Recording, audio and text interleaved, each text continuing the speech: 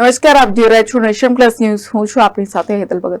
વડોદરાના પ્રતાપનગર ડભોઈ રોડ પર યમુના મિલ 4 રસ્તા પાસેના વીમા દવાખાનાના કમ્પાઉન્ડમાં એસએમસીએ રેડ કરી 2 ઇસમોને ઝડપી પાડ્યા છે.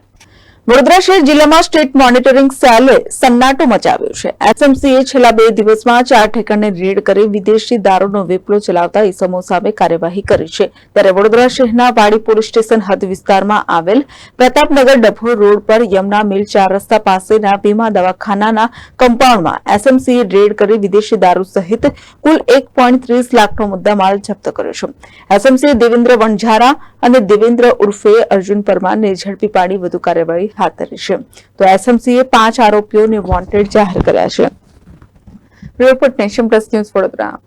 સમાચારોના સતત અપડેટ મેળવવા માટે અમારી નેશન પ્લસ ન્યૂઝની યુટ્યુબ ચેનલને સબસ્ક્રાઇબ કરો, બેલ આઇકન દબાવો અને જોડાયેલા રહો ફેસબુક, ઇન્સ્ટાગ્રામ અને ટ્વિટર પર.